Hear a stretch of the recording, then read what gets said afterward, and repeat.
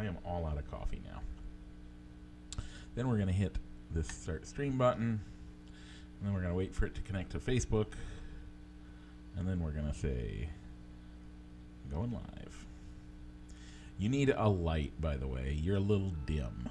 I'm still a little dim. Yeah, it's not terrible, but... Is that a little better? Oh, that's a ton better. There you okay. go. You look good. That was the one thing we didn't troubleshoot yet. That looks good. Yeah. No, that looks real good. Once you look up, it shines in your glasses, but outside of that, you look great. Okay. That's always going to be a problem because I wear glasses, so. Yep. And here we go, going live. And we're live here on Facebook. I'd like to welcome those listening in podcast land. It's Friday afternoon, y'all. And Rich and I are here together to talk about sports. Rich, how's it going? It's going well. So it's kind of a surprise. I did not expect to get a message from you to say, when am I off work? And I wasn't expecting you to be off work too. Yeah. But I guess we both have a lot of vacation days to burn. Yeah, I took some days off today, and then I took today off, and might take some more random days off here in the future. But took the day off. So I've been watching. Have you guys watched The Bear? No, we've heard it's good though. Great show. Really good. Great show. Season 2 leaves kind of on a cliffhanger, and you want more. Okay. But it's great. That's about as much. I know you guys won't be offended by foul language, but it has a ton of foul language. Like it is. No, we're not. We just know that would be a show we'd never be able to watch. That we probably wouldn't be able to watch over it. Nope. With Karen and Ron. Nope. Ron maybe, but not Karen. Nope. Nope. It's a show I don't watch it with my wife because I don't know that she'd enjoy it either because of those same reasons. Like it's gotcha. It's pretty foul language. Lots of foul language in there. But that's not what we're here to talk about. We're here. You're back. We have some recap from last week that we want to talk about. Catch you up on some stuff. Talk about a few other things. But then we have other sports to talk about. We have the divisional round happened this week, along with, we got esports stuff to talk about. Rich, what else do we got? Mike, we're going to go into. We'll make a quick pit stop into the NASCAR corner, as well as talk some MLB news, as we got the Hall of Fame class came out this week. Yeah. But also sad news for a Cubs Hall of Famer. Yeah. But Mike, all that and more. But what do we got to do first? We got to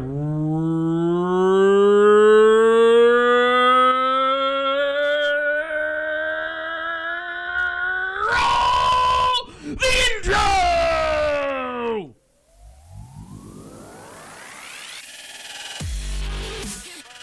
Broadcasting live from somewhere in Iowa, this is Balls and Sticks, the podcast, with your hosts, Mike and Rich.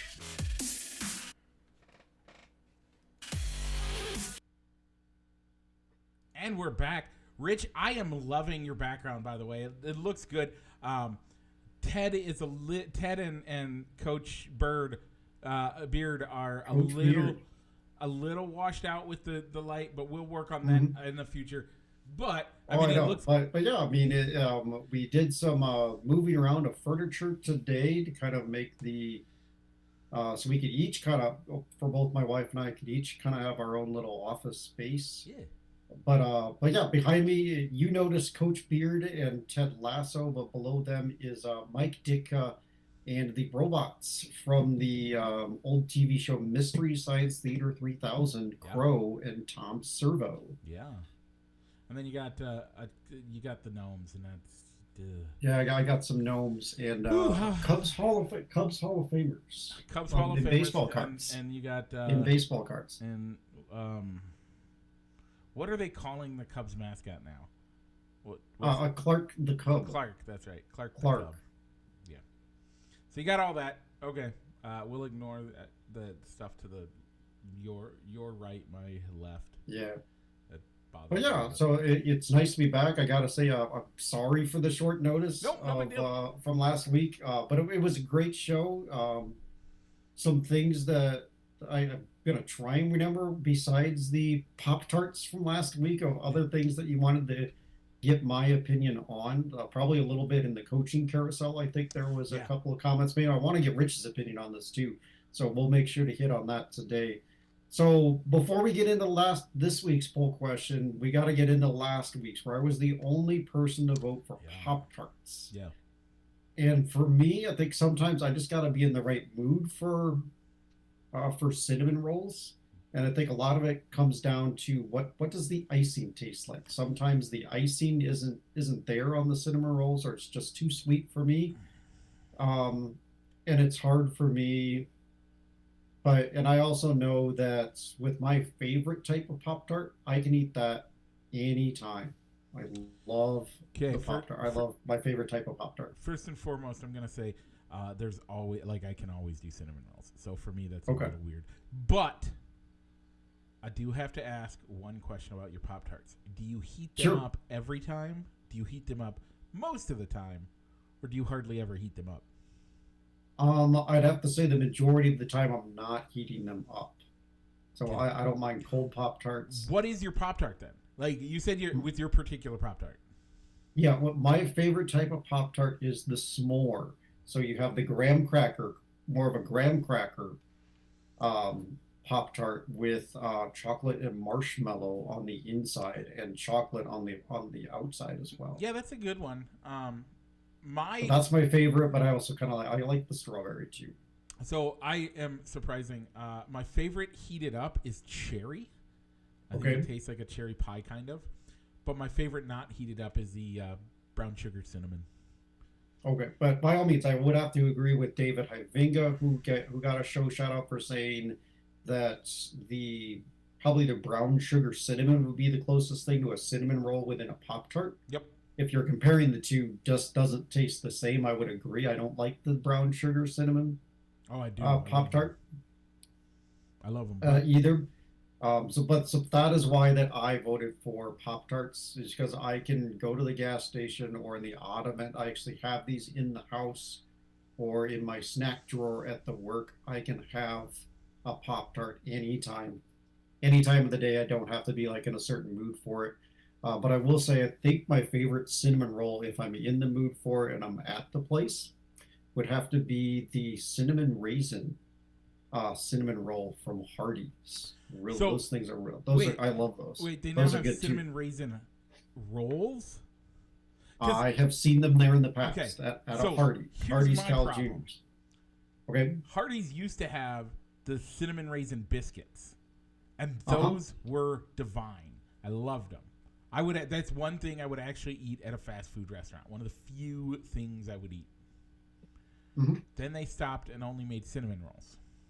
Yep. And now they're trying to recapture the deliciousness that was the cinnamon raisin biscuit with a cinnamon raisin cinnamon roll. I've always thought they've had the cinnamon rolls on the menu all the time. No, I thought they were the cinnamon raisin biscuits. We'll have to find out. But anyway, I don't know. I don't go to Hardee's that much because for me, as a fast food restaurant, they seem to be more on the pricier side. Yeah, in my opinion, all fast food is getting pricey. It really has. So anyway, this week's poll question, Mike, was Fruit Loops versus Peanut Butter Captain Crunch. Incredibly close, Rich. Okay. It was 56% to 44% was the vote. By the way, that translates to 13 versus 10. We had 23 votes, Rich.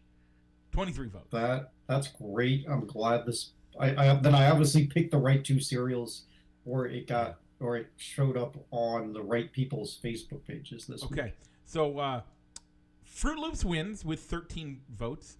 The winning voters are Jordan Stroop, Solomon Stroop, Charles Owen, Greg Sackerson, Cameron Tripp, Debbie Scranton, Washburn, Sue Hart, Ron Lehmans, Josh Hendricks, Mark Hendricks, Rich Hendricks, Josh Couture, Ashley Couture, all voted for Fruit Loops. Your Peanut Butter Captain Crunch, me, Ryan Cunningham, Brooke Rice, Heather Murray, AJ Hendricks, Danielle Hart, Michael Sable, Lindsay Lundquist, Andrea Hecht, and Darcy Drago Vercellino. Man, thank you everyone for voting. I think only one of those people I'm not friends with. Okay, so we did have a comment on this week's poll by my father-in-law, Ron Lehmans, who had to say Apple Jacks. And I pointed out that Apple Jacks was featured in an earlier poll,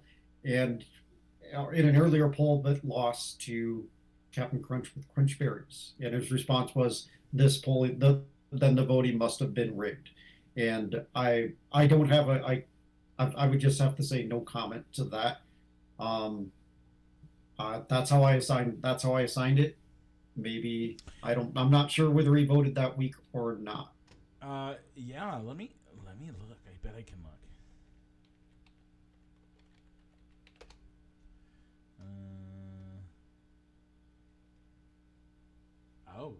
We don't have it on our Fans of Balls and Sticks page. Anyway, so it must have dropped off due to how many other polls that have gone before it, I guess. I know it was there.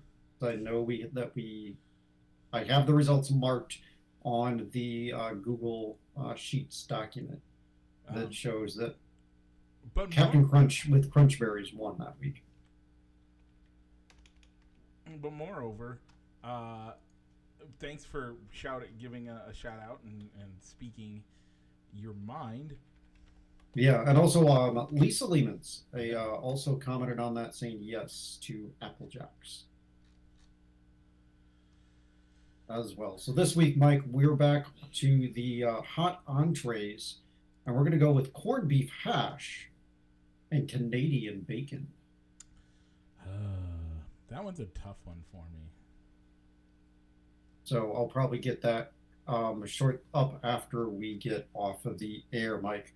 So, Mike, anything else on our poll questions before we go over to the NFL? I think we're good. There. Okay, I have it here. I just had to scroll down a little bit. If Ron Lehmans wanted Apple Jacks, okay, he did not vote for it. He did not vote in that week's poll for some reason. And what were the results in that week's poll? It was 16 votes. Okay. And it was 10-6. Okay, so his vote would not have made a difference. Nope. Applejack still would have lost that week. I was hoping that maybe it was a close vote to where it might have been a tie, and it would have been we would have had to do our photo friend with Joe Hart being a tiebreaker. Yeah, no, he didn't vote at all. Apparently, he didn't even see the vote. Didn't even see it. Oh, okay. Sorry, Mike. Rich, if he wanted to see it and if he really wanted to vote on it and take it seriously, how would he do that? Or the folks listening at home? Yeah, they can always find our polls on Facebook at Fans of Balls and Sticks more than likely on both of our news feeds if we're friends, as Mike and I usually share it, as well as on the regular Balls and Sticks Facebook page. We only post it on Facebook so that we're not trying to so that there aren't duplicate votes across the. No. If we also included it on YouTube, so you can't stuff the ballot. Yeah. Okay. With that, Rich, let's head onto the gridiron as we got to talk divisional round. Rich, game one was Texas versus the Ravens. We both picked the Ravens. The Ravens won 34-10. By the way, this is their first appearance in the AFC Championship since 2012. Rich, tell us about the Packers and Niners. All right. Did you get a chance to watch the Texans-Ravens game, Mike? That game I did not. Okay. I got to watch that one. It was a there was a chance where I almost thought maybe the Texans would pull it off, and then the Ravens just shut them down in the second half. Maybe That I game did was watch the really first half. decided in the second half. Maybe I did watch that one. Yes, I did. But okay. Texans, I think, are trending or going in the right direction with that franchise. They still have some good. They got 2 first-round draft picks. Yeah. This year, even though they went all the way to the divisional round of the playoffs. So I don't think that this is going to be the last year that you see the Texans in the playoffs. I don't know if they'll have that division on lockdown for the next couple of years, but they're going to be in the playoff picture every year. Packers, Niners. Mike, you picked the Packers. I went with the Niners. It was a close game, 24-21. San Francisco, who will appear in their 3rd straight NFC Championship game. I did get a chance to watch this one. Brock Purdy didn't look the best, but he did enough to get them a victory. So that does cause them a little bit cause for concern at going into their matchup with Detroit. Yeah, I wasn't sure. Like, Brock Purdy hasn't sold me yet. Like, that's the thing. So he hasn't sold me yet. The Packers had been trending up. I mean, they were probably the hottest team in the playoffs at the time. Yeah, I don't blame you for picking the Packers with how well they did against Dallas, because I wasn't expecting Dallas to lose that game at home, and so why not? I don't blame you for taking the Packers in that game. But the other thing you got to watch out for is what could this Niners offense look like if Deebo Samuel isn't able to play, as that was a big. Yeah. You still got McCaffrey, Kittle, and Ayuk, but somebody's going to have to step up for Deebo Samuel. Yeah. If he isn't able to play, as he's 50-50. Mike, how'd the Bucks-Lions games go? Bucks-Lions, we both picked the Lions, and they pulled it off 31-23. This is the Lions' first trip to the NFC Championship since 1991, when there was only the divisional round. They didn't have the wild card round back then. By the way, this is I said it last week. I'll say it again this week. This is the first time they've won 2 playoff games since 1957, the year my parents were both born. Also, it's before the Super Bowl era. So the last time they did that, there was only West versus East, or East-West championship, and then your NFL championship. So that was the last time they've actually won an NFL championship as well. So yeah, I do have a little bit of a tidbit or fun fact. What I'm calling a fun fact. Okay. Once we get down to picking the NFC and AFC championship games, Mike, moving on to the Chiefs and the Bills. The Chiefs pulled it off, 27-24, and it was the first road playoff win for Mahomes, and it was their 6th straight AFC Championship game appearance. Oddly enough, it's 6 for 6 for Patrick Mahomes. Yeah. Since he took over as the full-time starter there, but it was wide right again. Man, yeah. I can't. This is one of those things where you look at it and you're just like, man, being a Bills fan has to suck. Like, as a Bears fan, we know we suck.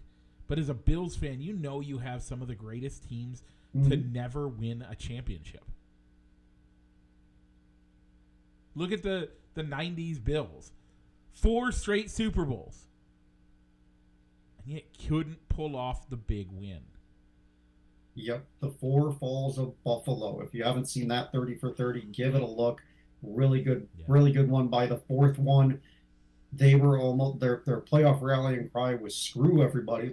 Nobody wants to see us in the Super Bowl again because we've lost the 3 straight times. Let's piss them off and keep going. Go back for another one.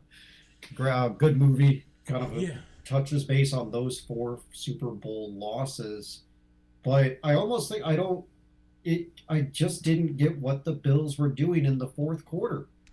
they were dominating, moving the ball down the field for those first 3 quarters by just going with short intermediate passes and running the ball. And all of a sudden in the fourth quarter, it almost like they turned into hero ball, wanting to throw the ball deep and the Chiefs are taking away the middle ground. They really were. If you look at what the Chiefs were doing in that middle ground, they were taking it away by leaps and bounds. Made it difficult for them to do anything. So I'm not surprised that that's how it went. I'm not. But, I also picked the Chiefs to make the Super Bowl. I think I picked the Chiefs to win the Super Bowl yet again.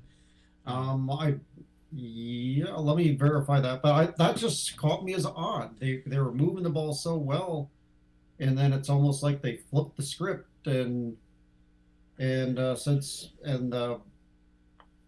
put the ball. I mean, by all means, you put the ball in the hands of your best player in Josh Allen, and I mean, a ball went right through the hands of Stephon Diggs not being able to hang on, and I think it was Khalif Shakir. I think had a catchable ball sent to him, and he couldn't haul it in. So yeah, there were a couple things that cost the Bills, and wide right was not one of them.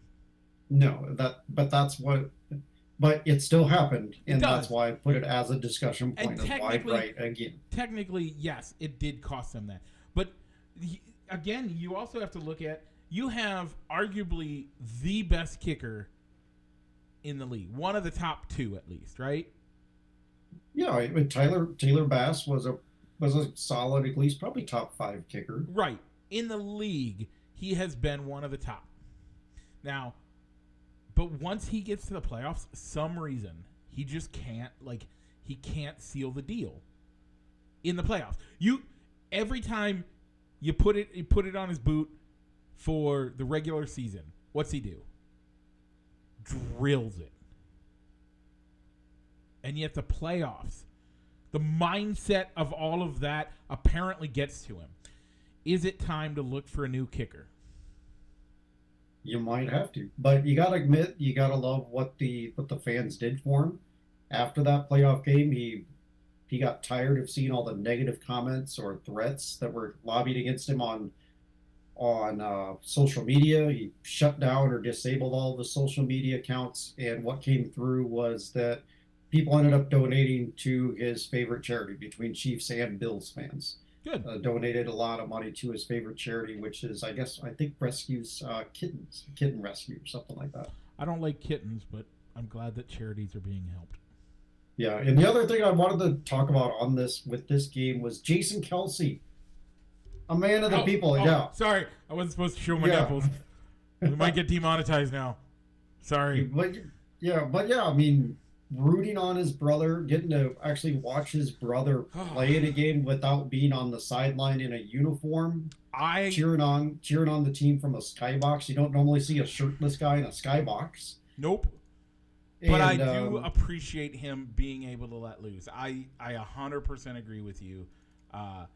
This is one of the best things I would say for the league, let alone. Did I lose you? No, you didn't. Okay. Me. I heard the bing I heard the bing. Okay, you looked like puzzled for a second there. So no. But I think this is one of the best things for the league, and for him to finally be allowed to cheer for his brother. I mean, it shows that how much they actually love each other. It shows that, man, I know that for the past 10 years, I haven't been able to cheer to support you the way I want to. Finally, I get to do it. Let's go. And I'm here for it. Yeah, but he was also supposed to be mingling around, doing tailgates out in Buffalo. But the thing that got me with this, being a man of the people, is that Taylor Swift was obviously at the game. He supposedly went down into the stands and got a little girl and took her into the skybox so that she could meet her idol, Taylor Swift. So I thought that was kind of cool. Climbed out of the skybox window into the stands, brought a little girl up into the skybox with him, back up with him. So I just thought that was really cool. I'm not sure what all the interaction was between the fan and Taylor Swift or all, but I just know that it happened. I thought that was pretty neat too.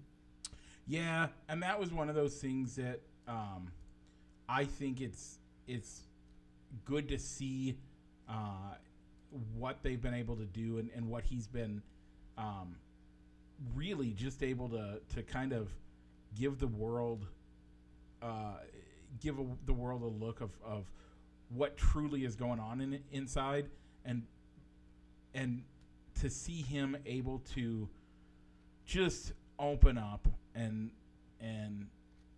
to see him interact with Taylor makes her seem so much more human. Like, that's one of those things that I don't think we think about a lot, is how much we forget that Taylor's not. I mean, Taylor gets so many times we allow her to just be out there, and yet let's allow her to be more human, and that's what having Kelsey there does. Mm-hmm. Mike, so with those games have been final, Mike, you were 7-3 this year in the playoffs. I am 6-4, and obviously those records could flip as well, we'll get into our picks. We already have the picks in, as we filled in our outline before we went on the air. So conference championship previews before we go into the coaching carousel. We already made our picks, but I said I had fun facts, so I'm gonna give you that one first. So for the Chiefs and Ravens, oddly enough, this will be the first time in franchise history that the Ravens have hosted an AFC championship game. Wow. But not for the city of Baltimore, as they hosted a game in 1970 between the Baltimore Colts and the Oakland Raiders, two teams that technically play in different cities now. But the Chiefs will have something working against them. I watched a YouTube video. I was scrolling on Reels on Facebook this morning, and they brought up the Josh Allen curse. Oh. The team that eliminates Josh Allen in the playoffs ends up losing their very next playoff game. And it has happened every single year going back to his first year in the playoffs with the Buffalo Bills, going all the way back to the 2019-2020 playoffs. Okay. Every single time. I got a link if you want to see the work, because I was thinking about, all right, no, this can't be true. But it is. It started all the way back with the Houston Texans at the time, beating Josh Allen, and they lose in the next round. It's happened to the Chiefs twice, the Bengals. When they've eliminated Josh Allen and the Bills, they've lost their next playoff game. That's crazy. So we'll have to see if the Josh Allen curse can be broken this year. So I had my pick of the Ravens before I even knew about the whole Josh Allen curse. So, but I'm still sticking with it. It's at home. Can Patrick Mahomes win 2 road playoff games in a row? The Ravens are playing great defense. They're looking really good on offense as well, with Todd Monken pulling the strings, and Lamar Jackson is probably the MVP, regardless of what happens in this game. So I'm going to go with the Ravens to win and go to the Super Bowl.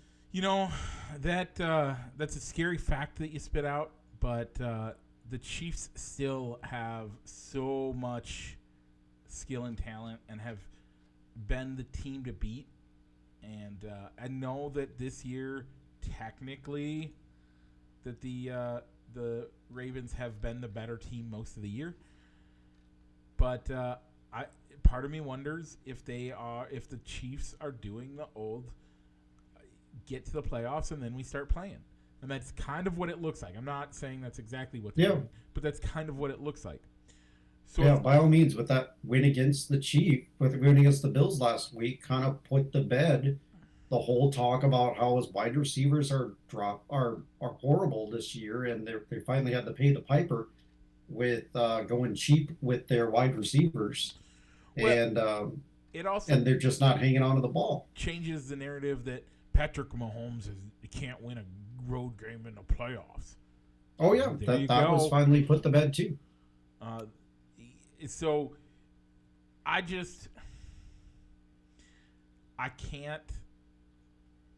say that I agree 100% that all of that's gonna go away, but what I can say is that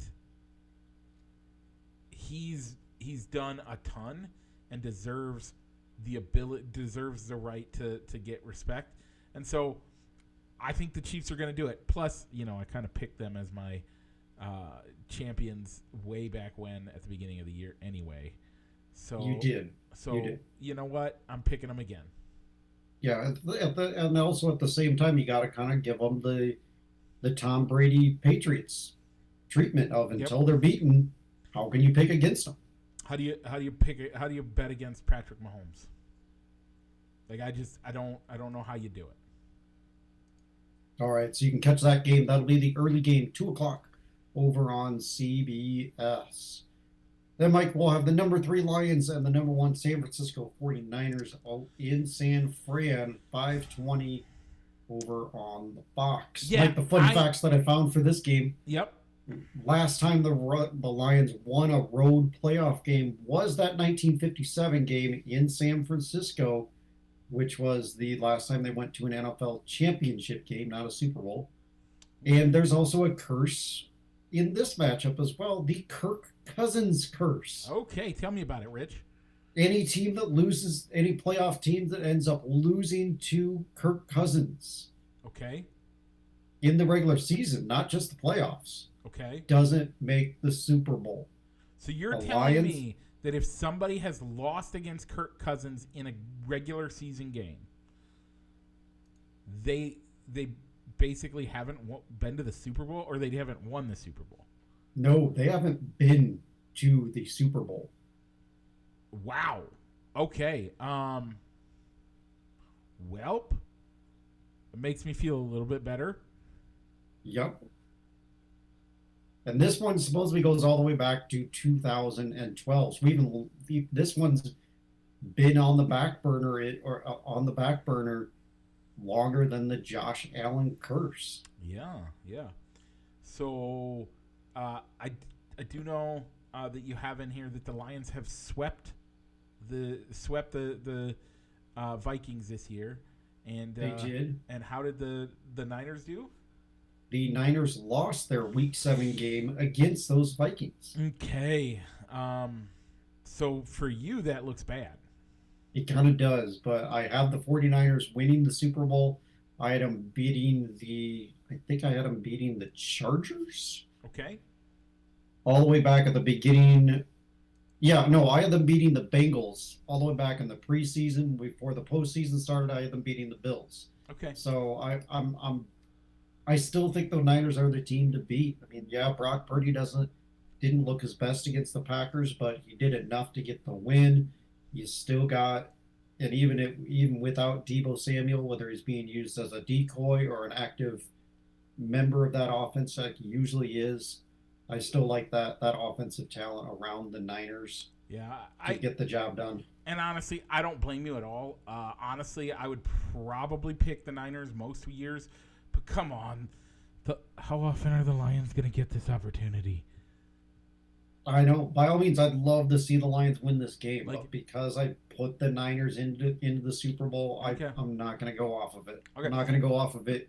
I might even be rooting for the Niners to win this game when I watch it on Sunday. Okay, that's very valid. So, Rich, and we will see how those come out. We did mention it earlier. We haven't actually gotten back. We haven't fully gotten on the carousel. So let's hop on that carousel of coaches and talk about how we have gotten most of the jobs have been hired. There are still a couple openings, but that only gives us a little to talk about. But let's talk about some coaching hires that happened this week.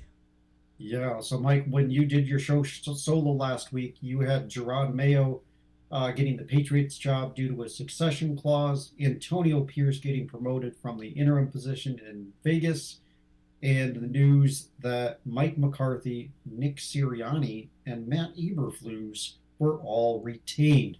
McCarthy is retained, but he did not receive a contract extension, so he is on a lame duck contract. In Dallas, there's no news on Sirianni's contract, but both of his coordinators were fired, much like, and Matt Eberflus is back. His offensive staff was dismissed. A lot of the defensive staff was already decimated because of personnel moves that were made in season. But the one news we can talk about related to the Bears, other than why was Eberflus retained, was that they've hired an offensive coordinator who is Shane Walden, who previously worked with Seattle, and also Sean McVay with the Rams. Okay. I'm not terribly mad at it all the way, but I would have liked to have seen something better. Who would you rather seen hired as an OC? Bill Belichick as a head coach. Bill Belichick as a head coach. So here's my problem. Okay. You have the greatest number of head coaches, or the greatest head coaching class we've seen in our lifetime. At minimum, or at least we could say of the history of since we've been on air, right, doing this show, probably the best hiring class. Available head coaches. Mm-hmm. We've seen issues with our head coaching. We've seen issues with our coaching staff in general. Why are we going to retain a guy who continues to fail when you have Bill Belichick, Jim Harbaugh, Mike Vrabel Mike Vrabel's out there. Heck, how about the guy that nobody's hired yet that seriously needs to be hired? Eric Bieniemy. Why hasn't Bieniemy been talked to? That guy should be the first head coach. Should have been the first head coach hired. I don't care where you're at. He should have been the first hired. The fact that he still hasn't. Why didn't we hire him as our offensive coordinator? I think I can give you a reason on not as I think I can give you a reason on a head coach with Bieniemy. Okay. So who was our previous head coach, Mike? Which one? You're probably looking for Matt Nagy, right? I am looking for Matt Nagy. So we poached Matt Nagy from Andy Reid. So do you really want to fire Matt Nagy, who was an Andy Reid, previously worked for Reid, just to get the guy that replaced Matt Nagy as the offensive coordinator in Kansas City? Yes. There would have been some bad. I think that there would have been some bad optics on that hire. Yeah, I can agree with that. But at minimum, why not bring him in as your OC and say, "Hey, how about this? How about this? Put a succession clause in his contract that says you're the OC. When Eberflus gets fired, you got 3 years." Okay, but the same thing on that with that doing that type of move with him still being under contract in Washington, even if you attach, because he is, when he took his contract under Ron Rivera, he's the assistant coach and offensive coordinator. So it would have been a lateral give him the same move. Job. It would have been a lateral move, and Washington could have blocked it. Much like what happened when they tried to interview Kellen Moore from the Chargers. It was a lateral move. They denied the interview request. Okay, fine, whatever. It could have been. I think it would have been a better move.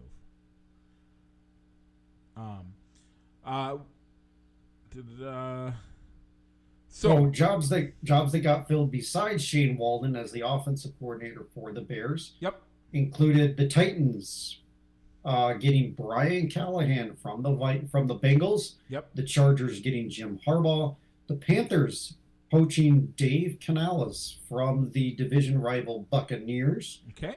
And the Falcons making us, in my opinion, a surprise move, bringing in Raheem Morris from the Rams. Oddly enough, Morris was their interim coach 3 years ago. Yeah, I think they liked him, but they didn't. I don't know if they were ready to commit back then.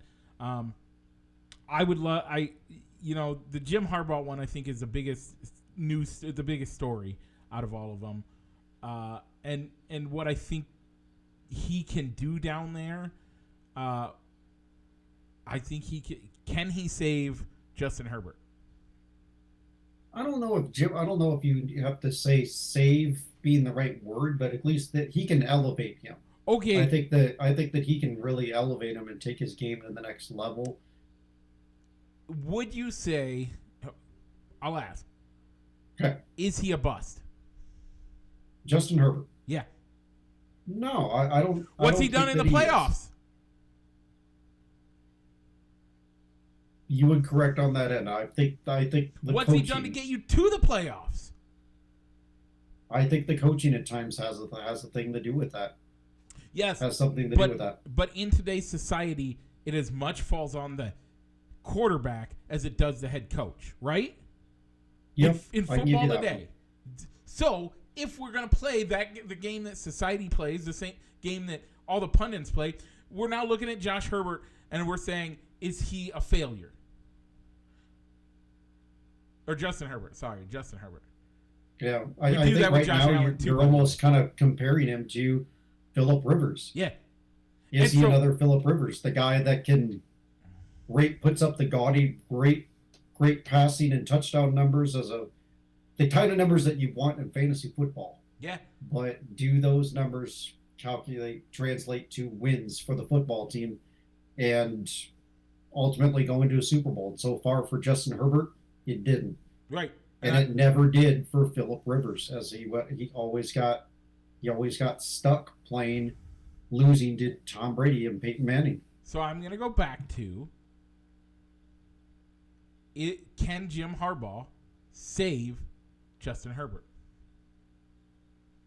I think personnel-wise, I think he chose the right position. Yeah. But he chose the wrong division to go into. Yeah. No.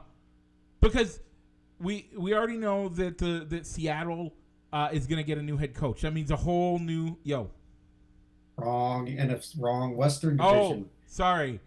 Yes. He's going up against Patrick Mahomes. Yep. He's going to have to play Sean Payton's Broncos twice a year. We don't know who's going to be under center for him. Yeah. But it's still a Sean Payton coach team. And okay, yep. I don't think the Raiders as a division rival, you're not gonna be able to roll over them. It's always gonna be a tough game with them. I think sorry, I went the wrong conference. I think that you are correct with Justin with the Kansas City Chiefs. That's the hardest part. I don't think the Broncos, Sean Payton, man. If Sean Payton can't work with Russell Wilson, and he had some questionable issues happening in New Orleans, where's the problem? I'm not sure with Sean Payton, but it is almost starting his goodwill of bringing a Super Bowl to New Orleans, and then it's almost like he lived and died with that Super Bowl title to a small market franchise like New Orleans. Yep.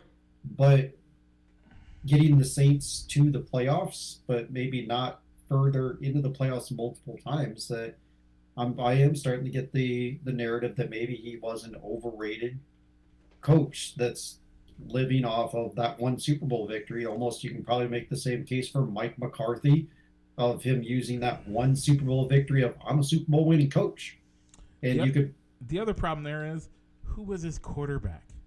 Drew Brees. Now, I'm sorry, we live in an era where we think Tom Brady's the GOAT.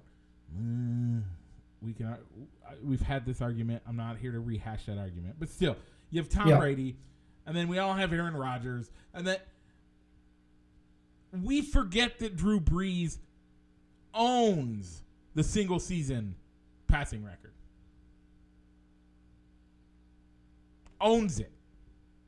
Like, not just by a little bit either. He's like thousands of yards ahead of other people. We forget that Drew Brees made that team what it was. So much more. Look at the weapons that he had around him. Mm-hmm. Name five guys from that Super Bowl. Okay, I think you had Reggie Bush. I think Ricky Williams might have been on that team. Jimmy Graham. While you're bringing it up, Mike, let me know when you bring it up so you can say yes or no whether I have the players. I'm not going to bring it up on my screen.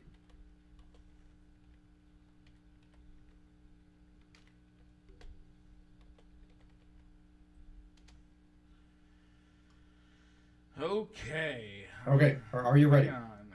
I think I am. Yes, I am. The 2019. There we go. Okay. I'm going to go with Ricky Williams and Reggie Bush in the backfield. Reggie Bush is correct. Okay. No Ricky Williams. He was out of New Orleans by then. Oh, the site I'm on it wants me to pay. Hang on. Oh, okay. That'll give you some time to think about wide receivers. But I know for sure that Jimmy Graham was on that team and a big part of that offense, I think. But I don't think that Alvin Kamara was in New Orleans at that time yet.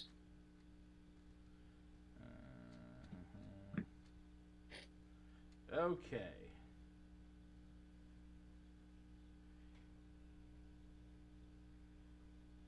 Okay, so who were you asking about? Sorry. Okay, so I'm going to go with, you've already confirmed that Reggie Bush was on that team. Yes. So I'm going to go with Jimmy Graham for sure. No. Was the star tight end. Jimmy Graham was not on that team yet. Okay. No. Okay, I'm going to go Maurice Colston and Joe Horn. Maurice Colston, yes. Joe Horn, no. Not yet. Okay. But I know he put up some great numbers in New Orleans, though. So you have two. I have two of them. Okay. I don't know. Michael Thomas wouldn't have been there yet. Alvin Kamara wasn't there yet. So he told me that Jimmy Graham wasn't. So you had a Thomas. Can you think of another Thomas? I cannot. I'm shocked you can't come up with their tight end. Yeah. I'm shocked you cannot come up with their tight end. Yeah, Who was their tight end that year? Jeremy Shockey. Jeremy Shockey. I totally gave that to you, Rich. That's all right. Shockey, actually, I was surprised you didn't get that one. Pierre Thomas, by the way, was their other running back. Okay, he was probably their change of pace back then. Okay, Pierre Thomas. Yep. And who were some of those wide receivers that Drew Brees made great, and then they probably never put up any good numbers after they left New Orleans? Henderson. DeVray Henderson. DeVray Henderson, okay.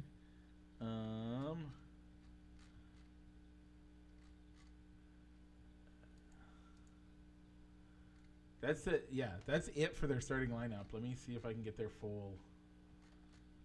Well, that was their starting lineup for the Super Bowl. Oh, here we go. Here we go. Lance Moore, David Thomas, slot receiver. I don't recall what David Thomas did. Okay. Yeah, Colston. Okay. Henderson. Yeah, nobody's. Or nobody's outside of New Orleans. Sure. Once they left New Orleans, their probably career took a nosedive. You also got Mike Bell was a running back as well. Only took 2 carries in that game. By the way, I played in that game. Did you know that? Oh, you did? Yeah. I played for the Colts. Okay. Mike Hart played for the Colts.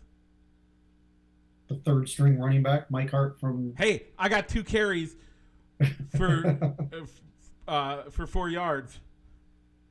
Okay, but yeah, I would agree. I think Harbaugh's got an uphill climb, in my opinion, to get them out of that division. But some pieces are in place in with the Chargers, and I think they needed to hire Harbaugh to get that label off of them that they're a cheap franchise. Yeah, that doesn't want to. That I guess doesn't want to pay. That doesn't pay its players the best or go after the best coaches. Something that the Bears couldn't do. But I think that one of the reasons that Harbaugh fit the Chargers is that besides the Panthers, which he probably wasn't going to go to, the Chargers were the only team, along with the Panthers, that were also hiring a GM at the same time. Yeah. So if you're going to hire Harbaugh, you've either got to be comfortable working with him or he's got to be comfortable working with you. So I think that was one of the reasons why he didn't take the Falcons job that he interviewed with twice. And I think that's one reason why the Bears chose to pass on him, is because of that friction that he tends to cause in the front office, which is what caused him to lose his job with the Niners. Okay, I have some. So we said it earlier. We have 2 openings left. We have Seattle and the Commanders. Yeah, I don't see either of these teams picking up. Well, one of them fired, who I think they should have brought back as their head coach. Yeah, I can agree with you. I don't know if Pete Carroll should have been let go. I think that maybe the common before the Packers beating the Cowboys so badly, such a decisive win, I would have said that I think that they were letting go of Pete Carroll so they could bring in Dan Quinn, but seeing how that defense crumbled in the playoffs, I don't know if Dan Quinn's the front runner there anymore. And I also don't see with the Commanders hiring a general manager first and Adam Peters from the Niners, hired away from the Niners. I don't know if Belichick's going to be the hire there. I know what the Commanders are doing. Okay, what do you think they're going to do? The Commanders are they're going to promote Bieniemy. Why? I think I have heard that they have been in talks about the head coaching. Why I think it wouldn't be a bad idea. I think it'd be a great option there. I think that would be a huge move for them. And if they don't do it, then the Seahawks should, by the way. Gotcha. So yeah, I could see Bieniemy getting the Commanders' job, as a way of they earned it, but he'd almost have to sell him. So I think they found out, or I'd like to think that they found out that Sam Howell's not the answer. He put up some gaudy numbers, but he had just as many bad games as he did good games. Yep. And those gaudy high passing numbers didn't necessarily translate to wins for him. Yeah. So he'd almost have to sell them on which quarterback he'd want at number 2, with the number 2 pick to develop. And at least there's that familiarity there, even though it's a new ownership group. He was in-house when the new ownership group took place. Yep. I have no idea who Seattle's going to hire at this point. I don't either. And I don't think it's going to be Bill Belichick, which, no. How crazy is it going to be that Bill Belichick will not have a job this year? Yeah, but I mean, I thought he was going to take the Falcons job. 100%. Whether that was going to be an ownership-driven decision of, well, I'm sorry, Mr. Fontenot, the current GM, you're going to be taking a lesser role, or even going after longtime executive Rich McKay as the president of operations. You're going to be taking on a lesser role if you choose to stay. But I want Belichick because he's the best coach available, and he wants to bring in these people that he's previously worked with, and they're going to take on more of the decision making in the front office. So I think that was a major sticking point on why he didn't get the job. And I don't see those situations playing out in Seattle or Washington. What's Bill going to do in the offseason? What's Bill going to do next year? I don't know. Like this, I don't see him as an analyst. No, he's not an analyst. Yeah, that's what we were thinking. That's not what I would have done. What would you have done, Bill? That's not what I would have done. Well, what would you have done, Bill? Well, I would have done something different. I would have done something different. What would you have done different? Exactly. There would have to be all those secondary questions to bring him out of his shell to get you to get the answer. Yeah. And maybe get the answer that he wanted. And maybe that's just because he's in the adversarial role against the press, or he feels adversarial. Maybe if he steps up and is used to and does it week in and week out, where he is working with and is part of the press, maybe he comes out of his shell. Maybe he's a better personality at that point. I mean, one of the best examples of that is the Beast Mode. When he was a player, his interviewing sucked. Because he didn't want to do it. I'm just here so I don't get fined. Yes, Rich, you had a question? Yeah, but Marshall, what do you think of this? I'm just here so I don't get fined. Yeah, he spent an entire that was a memorable thing. He spent an entire Super Bowl mandatory media session just saying, "I'm just here so I don't get fined." But then look at what he's done on Amazon. Yep. When you let him do what he wants to do, the man is amazing on camera. It's not a fear of the camera. What it is it's him controlling what's going on. Don't want to answer stupid questions. The problem for Bill would be he still has to answer those stupid questions.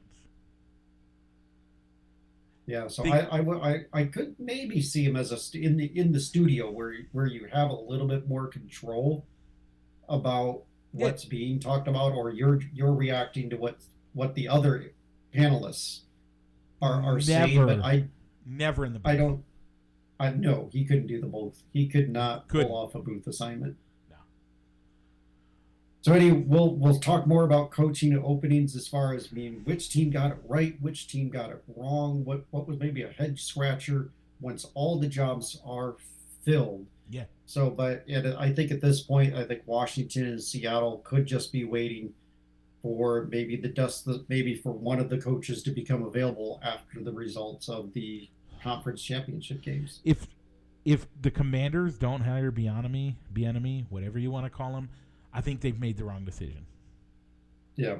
If he doesn't get the job, he's going to be somewhere else next year. Yeah. Because that's going to be By the way, if he doesn't get the job and he's going to be somewhere else, why not the Bears?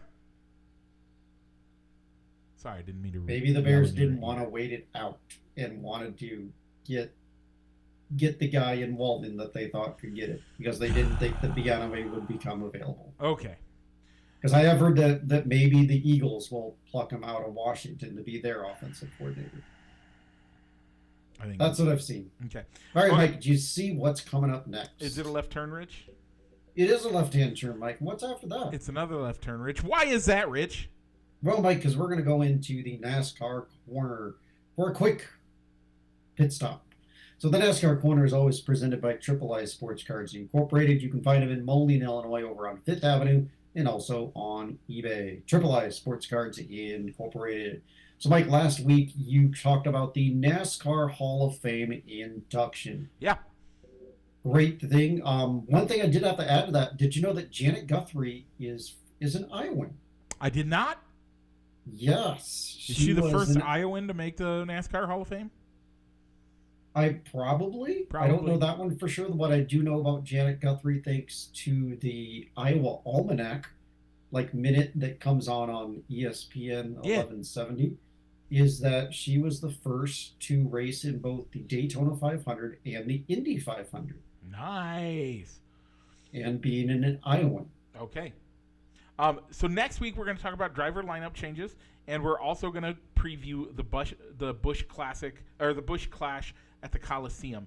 After that, we're going to then go week 9, the 9th or 10th, whichever weekend in February that we decide to record on, whichever day that weekend. We're going to talk about the schedule, look at the new tracks and the layouts for the year. But we do want to talk about this week the Fantasy NASCAR. Oh, Okay. Oh yeah. Yeah. Fantasy NASCAR. How to play, how to join. Let's do it. So Mike, you can always find we always have the link to our specific group down in our descriptions. However, NASCAR Fantasy Live does it really, really weird. Yeah. To where they don't open up that where you can join a league or renew a league until about a week before the season starts. Yeah. Any other fantasy season, any other fantasy sport like baseball or football or basketball or probably even hockey. I've never done hockey and know for sure. At least on Yahoo or on Sleeper, you can renew your league months before the season starts. I already have one fantasy baseball league that renewed and scheduled a draft. Okay. And it's February and it's January. Hang on, time out. I just looked at it. Okay. Now open for entry and league creation. Hey. Check back February 6th to set. So February 6th, you can set your date lineup for the Daytona 500. So let me do this. Was I the lead? You are the leader or commissioner. Am I? I don't think I am. I think you are, Rich. I don't think I am, but okay.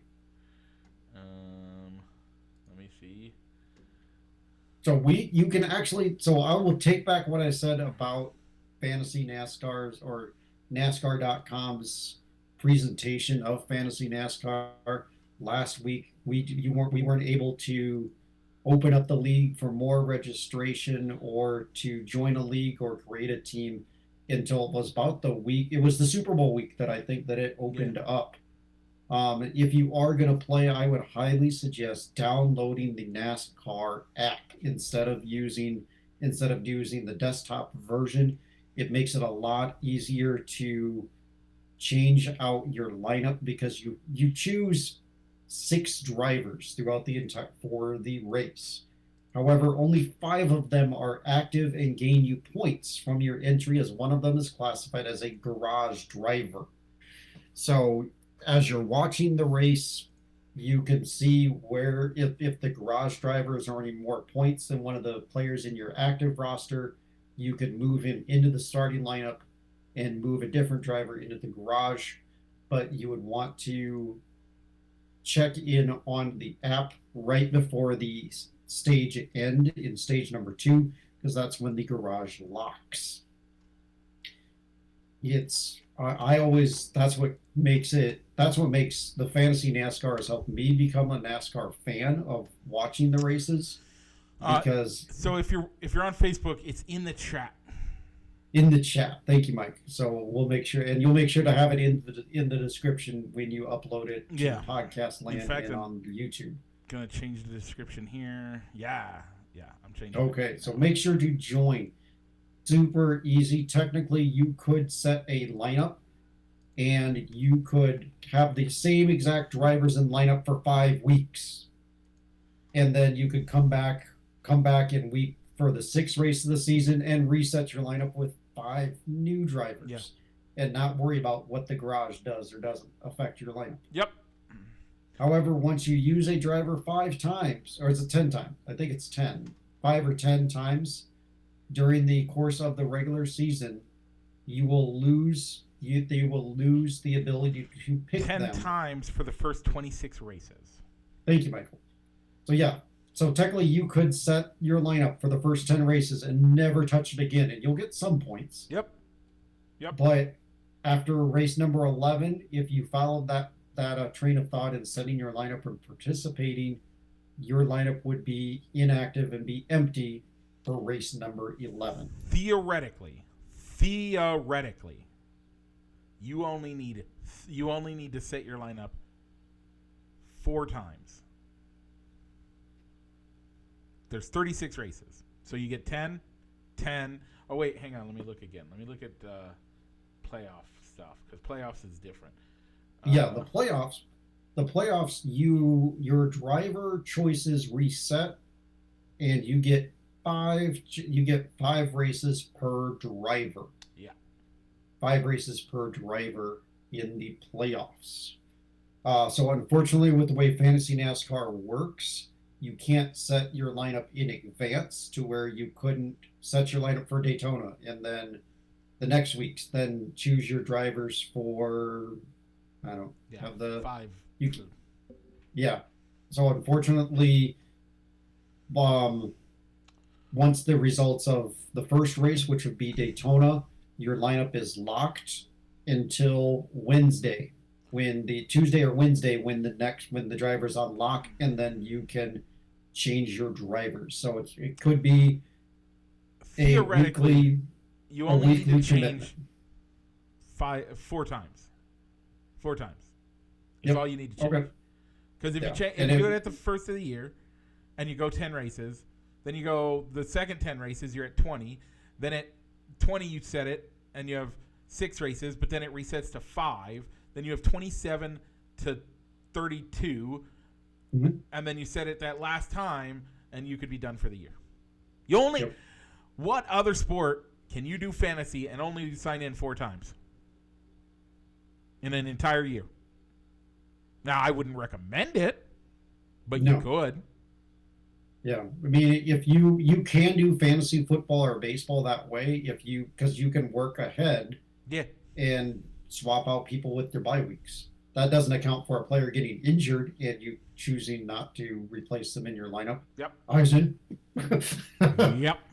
Okay, so but technically you could work ahead, and you can't work ahead in fantasy NASCAR. That's probably be the one downside of an improvement that I would like to see in the gameplay, would be the ability to set your lineup in advance of each race instead of having to wait to do it on Wednesday or Thursday when the lineups unlock again. Yep. I mostly just wanted to tell people you should sign up when you're available to. And now that you're available to sign up, we go over it every week and talk about it. Rich, real quick, let's leave the NASCAR corner, presented as always by Triple I Sports Cards Incorporated, Moline, Illinois. Check them out for all your sports memorabilia needs on 5th Avenue in Moline or on their eBay store. Okay. This week, the Hall of Fame inductees were announced for the MLB. By the way, we are at like an hour and 5 minutes. Rich, do you want to keep going on these real quick? Yeah, I don't think there'll be much talk on it. Okay. So your Hall of Fame class for the 2024 will be former River Bandit and Minnesota Twin Joe Mauer, Mr. Rocky, in my opinion, Todd Helton, and Adrian Beltre will go in as voted by the Baseball Writers Association. And Jim Leland, the former manager of the Pirates, Marlins, Tigers, Pirates, is going in as a front office, the Contemporary Era Non-Players Committee. He was voted in by Hall of Famers on a committee. Okay. So I think all of those guys actually deserve it. So I'm okay with that. I don't care. Just because you spent your time in Colorado and that gives you a little extra hit, fine. But you only spend half of your time in Colorado. Yes, you spend more time in Colorado than anybody else, but you only spend half your time there. The rest of the season, you're out everywhere else. Mm-hmm. Helton he'll be the first. Yeah, so he'll be the first Rocky recognized, honored in the Hall of Fame. Good. I think he deserves it. Yeah, obviously, Mauer will go in with a Twins cap. 100% deserves it, by the way. Mm-hmm. Great seasons out in Minnesota as a catcher, but also had transitioned to first base, and I think he was a pretty good first baseman too. Just missing the cut and could have a chance to make it next year if their vote totals continue to trend upward were Andrew Jones and Carlos Beltran. Yeah, okay. And Adrian Beltre obviously deserved to be in the Hall of Fame, I think. I did. Then we also got some very sad news this week. Maybe. I don't want to say it's bad news. We got a diagnosis this week. Mm-hmm. Ryan Sandberg has aggressive pancreatic cancer. Right? Isn't that the one that I saw that he had? It is. Did I opened up the season? It is prostate cancer. Oh, sorry, prostate cancer. Prostate, and it's apparently pretty aggressive. But he's not to say, but just because you have money, you can beat these things, because we know that not to be true. but he will be able to get the best care in the world. First and foremost. Now, it's metastatic, so it means that it has started spreading throughout his body. That is a bad thing. Normally, that's really bad. So it's... We'll see what happens. But he is getting treatment, and hopefully it goes well. If it doesn't, I mean, that's sad. We don't know what it looks like right now. It's hard to say. We know that it's metastasized. That means it's going throughout his body, and that will be a problem. But we'll see what happens next. So, okay, Rich, what else do you have for the week? The boys won our Rocket League match yesterday.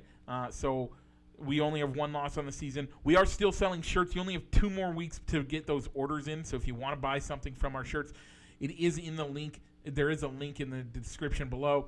It's the last link on there. Grab that. Get yourself a shirt, a hat, anything to support the esports. We got maroon. We got this really cool Color Wave maroon shirt that I'm really looking forward to. I can't wait. But we also have black, and we have hats and all. By the way, Rich. Okay. Did it for me, but I also know that you'll appreciate this. They're fitted hats. I did see that they were a flex fit cap. Good choice there, Mike. Did not pick snapback or anything like that. I picked fitted hats because I knew you'd appreciate that. Now, I don't know if you appreciate the offset logo. I actually really love the offset logo. I think it looks great. But check it out. Support Ojiboji. The esports. Yeah. Esports, and if none of the designs look like something that you'd want to buy, there is an option just to support the team with a cash donation or cash or a donation without having to buy merch. Yep. Now, before we get going, we do have a shout out from last week's show. Cameron Tripp noticed my shirt. I was wearing a Linus Tech Tip shirt last week. Giving him a shout out. Nice job catching that. We had a brief conversation about how that works and how I am a fan of Linus Tech Tips. With that, Rich, what's it time to do? I got to give a shout out before we roll the outro, though. Yeah. Happy birthday to Josh Couture. So we celebrated his birthday early last week, but it's actually his birthday this weekend. He's taken up some much-deserved time off to just relax and just have fun. Good. So we're hoping to maybe get to see him during his time off, maybe. Nice. But anyway, Mike, that's all I have. Do you have any other shout outs? I don't. So what's it time to do, Rich? Mike, why don't you go ahead and roll that outro?